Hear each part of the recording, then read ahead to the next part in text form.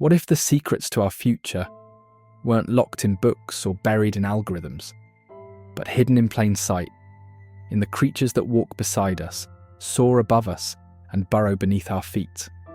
This isn't just a nature documentary. This is a mirror to our civilization, a reminder that evolution has already solved the problems we're still trying to understand. In this episode, we explore the unseen intelligence of Earth's most advanced species. Not to be amazed, but to learn, because the blueprint for tomorrow might already exist, deep in the code of nature.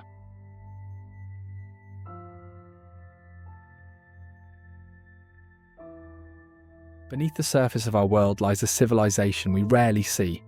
No kings, no currency, and yet order, expansion, war and innovation rivaling our own.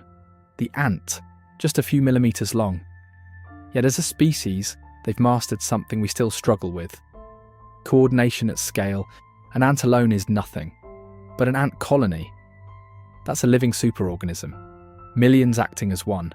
No central brain, no hierarchy. Just instinct, pheromones, and a set of rules followed with total discipline. They farm. Some species cultivate fungi underground, tending to crops, pruning them, feeding them leaves like agricultural engineers. Others herd aphids like cattle, drinking their sugary secretions and protecting them from predators.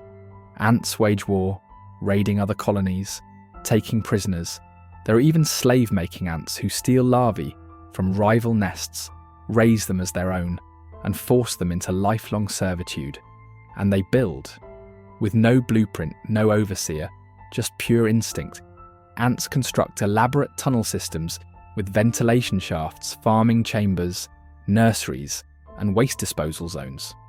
It's a level of complexity that rivals our own cities, crafted in total darkness without a single spoken word. And here's what makes them astonishing. They adapt.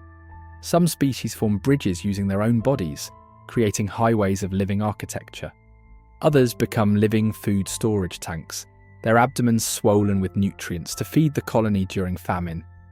And they've been doing this for over 100 million years, long before humans ever stood upright. In a strange way, ants reveal a truth we often ignore. Intelligence isn't always loud. It's not about speaking or building monuments. Sometimes it's about flawless execution of a simple system, at massive scale, over deep time. So next time you brush past an anthill, remember, you're walking past one of the most ancient, efficient civilizations on Earth. And it never needed Wi-Fi, weapons, or a king. Just purpose. If ants are nature's architects of action, then the lyrebird is her greatest illusionist. Not with claws, not with venom, but with voice. Deep in the eucalyptus forests of Australia lives a bird that doesn't just sing. It records, it replays, it manipulates the very soundtrack of the forest. The lyrebird can mimic the cry of a kookaburra, the screech of a chainsaw, the click of a camera shutter, even the warning sirens of human machines. It doesn't just copy sound, it builds sonic realities. A perfectly timed mimic of predator calls can freeze smaller birds. A fake alarm cry can clear a patch of forest for mating. A chainsaw, mimicked by memory, warns the next generation of ecological trauma. This isn't mimicry for fun. This is memory as evolution, sound as survival, storytelling not just as a human trait, but an ancient survival mechanism. You see, the lyrebird teaches us something profound. Intelligence doesn't always look like language. Sometimes it looks like timing, deception, acoustic layering. The bird isn't just repeating, it's performing. And in a forest of competing signals, performance is power. In a world moving faster than ever, where noise floods our senses, the lyrebird reminds us that control lies in attention. Whoever controls the signal controls the story. And maybe, just maybe, the same lesson applies to us. If Earth was ever visited by extraterrestrials, we'd expect them to look strange, flexible, fluid, minds unlike ours, a form that defies design. But we don't need to look to the stars. We already have them, living in silence beneath the waves. The octopus is Earth's alien. 3 hearts, blue blood, and a nervous system not centralised, but distributed, spread across 8 arms that can think independently. Each limb operates with autonomy, sensing, reacting, solving, like 8 minds united by one strange, soft body.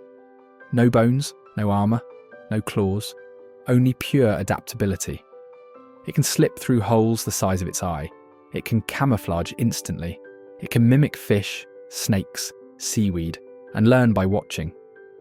In labs, octopuses have opened jars, unscrewed tanks, escaped unnoticed, even turned off the lights when annoyed.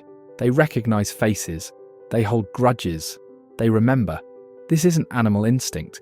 This is something more. Something like sentience. And yet they live only a year or 2. Just long enough to remind us, intelligence doesn't belong only to long life. Or to us. It rises in deep caves, in silence, in softness. It adapts, thinks, vanishes. Imagine if this mind had a century. Imagine if it had language. Or ambition. In the octopus, we meet a question.